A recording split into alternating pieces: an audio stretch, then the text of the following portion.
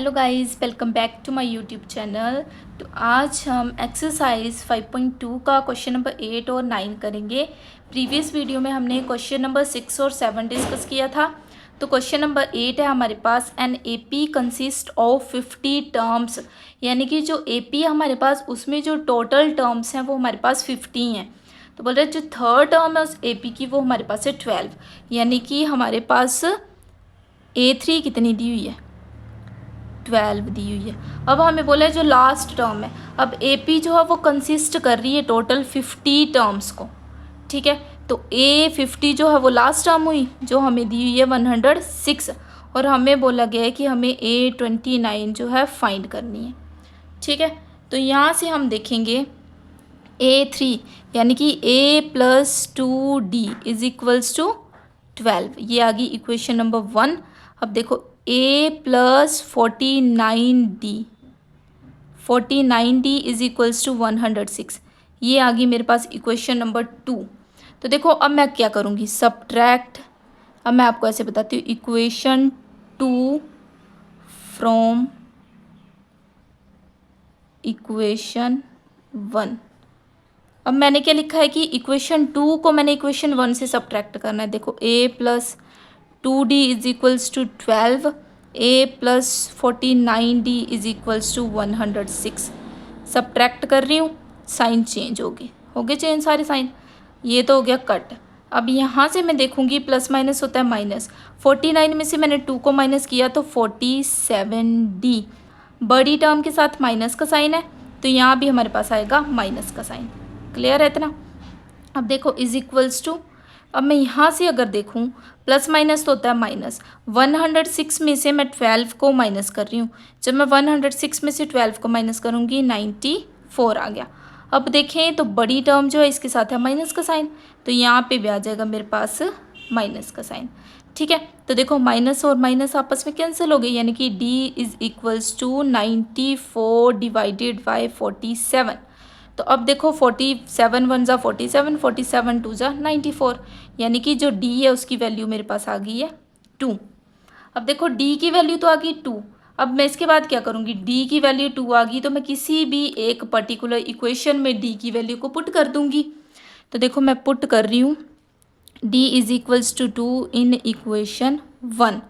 Equation 1 में put कर रही हूँ तो देखो A+2D is equals to 12, A+2 multiply by 2 is equals to 12, A+4 is equals to 12, 2 2 4, तो A is equals to 12 minus 4 यानी कि 8, यानी कि जो A मेरे पास है वो आ रहा है मेरे पास 8।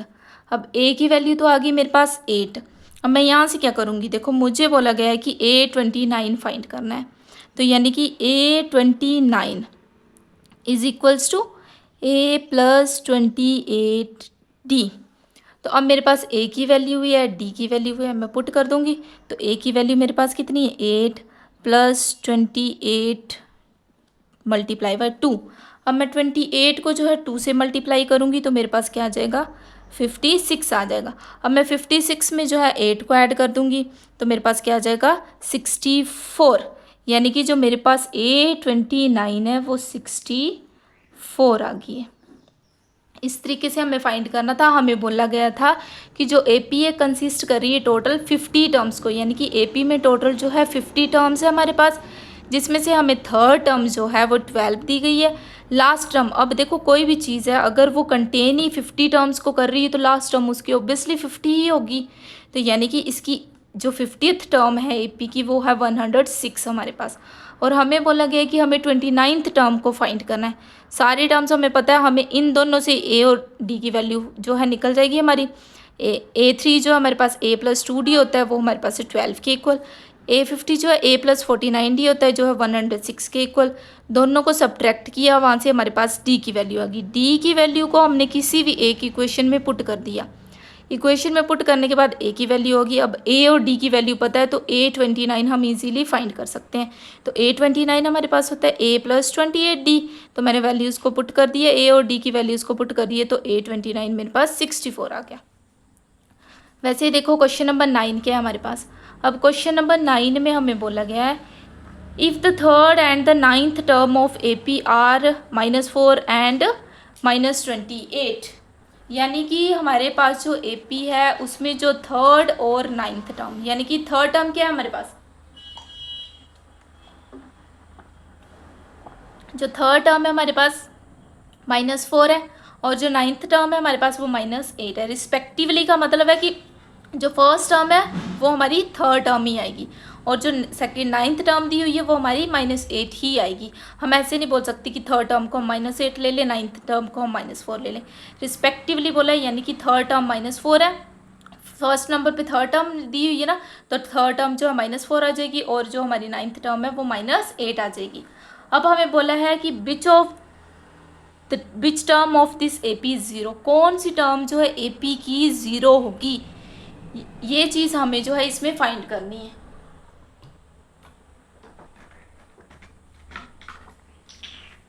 तो अब देखो गिवन क्या है हमारे पास, A3 की वैल्यू यानी कि A+2D इज इक्वल्स टू -4 और A9 यानी कि A+8D इज इक्वल्स टू -8, 1 2, ठीक है, 1 2 आ गई मेरे पास। अब मैं सब्ट्रैक्ट कर दूंगी इक्वेशन 1 एंड 2, इक्वेशन 1 और 2 को मैं सब्ट्रैक्ट करूंगी तो मेरे पास क्या आ जाएगा, A+2D is equals to -4, A+8D is equals to -8 sign change, plus से माइनस में, माइनस से प्लस में चेंज हो जाएगा, प्लस माइनस माइनस आपस में कैंसिल हो गए, प्लस माइनस होता है माइनस, यानी कि 8 में से 2 गया तो 6D आया मेरे पास, बड़ी टर्म के साथ माइनस का साइन है, यहाँ भी माइनस का साइन आएगा, प्लस माइनस होता है माइनस, मेरे पास 8 में से 4 गया तो मेरे पास आ जाएगा 4, सॉरी -4 है। क्वेश्चन में हमें जो A3 की वैल्यू दी है 4 दी हुई है, ये थोड़ा सा गलत हो गया है, 4 दी हुई है, ठीक है। तो अब देखो 4 प्लस का है, यहाँ भी प्लस का है, प्लस प्लस प्लस होता है, 8 + 4 यानी कि 12 आ जाएगा मेरे पास, ये हो गया हमारा। और मैं यहाँ से जो है D की वैल्यू को फाइंड करूँगी तो देखो D इज इक्वल्स टू -12/6 1 2, यानी कि D की वैल्यू जो है -2 आ गई मेरे पास। अब जब मेरे पास D की वैल्यू आ गई तो मैं क्या करूँगी, इस D की वैल्यू को जो है किसी भी एक इक्वेशन में पुट कर दूँगी। तो मैंने कर दिया put D is equals to -2 in equation 1। आप फर्स्ट में सेकंड में किसी में पुट कर सकते हो, मैंने जो है इक्वेशन 1 में पुट कर दी। अब मैंने इक्वेशन 1 में पुट कर दी तो इक्वेशन 1 क्या थी मेरे पास, A+2D इज इक्वल्स टू 4, तो यानी कि A+2 × -2 is equals to 4, A-4 is equals to 4, A is equals to 4, minus वाला इस साइड जाएगा प्लस में हो जाएगा, यानी कि जो A की वैल्यू है वो मेरे पास आ गई 8, ठीक है, A की वैल्यू आ गई। अब मुझे क्या बोला गया है कि कौन सी टर्म AP की 0 होगी, तो हमें कैसे पता चलेगा, हमें N की वैल्यू फाइंड करनी है। अब AN जो हमारे पास 0 आएगा यहाँ पे, ठीक है, हमें 0, क्योंकि हम पता करना है ना कि कौन सी टर्म AP की 0 होगी, N कौन से नंबर पे 0 आएगा, ये चीज़ 0 आएगी। तो देखो A+N-1D फॉर्मूला है हमारे पास, ये आ गया 0, A की वैल्यू को पुट कर दिया 8 + N-1D, D की वैल्यू है -2, 0 इज इक्वल्स टू 8। अब देखो इन दोनों को मैं आपस में मल्टीप्लाई करूँगी तो माइनस का 2n, इन दोनों को आपस में मल्टीप्लाई करूँगी तो प्लस का 2, तो यहाँ से देखो 0 इज इक्वल्स टू, इन दोनों को किया 10 -2n हो गया। अब देखो अगर मैं इस 10 को यहाँ से उठा के दूसरी साइड ले जाऊँ तो -10 हो जाएगा, क्योंकि यहाँ क्या है, प्लस का 10 है, is equals to -2n, minus और माइनस आपस में कैंसिल हो गए, तो यानी कि n is equals to 10/2 15, n is equal to 5, यानी कि जो फिफ्थ टर्म होगी इस AP की हमारे पास A5 जो होगा वो जो हमारे पास 0 होगी, यानी कि फिफ्थ टर्म हमारे पास AP की जो है 0 आएगी। इससे हमें ये पता चला है, इसमें भी हमें सेम ही था कि थर्ड टर्म गिवन थी, नाइन्थ टर्म गिवन थी हमें, और हमें हमारे पास A और D की वैल्यू होगी, इन दोनों टर्म के गिवन होने से A और D की वैल्यू होगी, तो हमने ये चीज़ फाइंड कर दी कि कौन सी टर्म जो है AP की हमारे पास 0 होगी, तो यानी कि जो फिफ्थ टर्म होगी हमारे पास AP की वो 0 होगी। तो बाकी हम नेक्स्ट वीडियो में करेंगे। अगर वीडियो अच्छी लगे तो लाइक शेयर सब्सक्राइब ज़रूर करना। Thank you.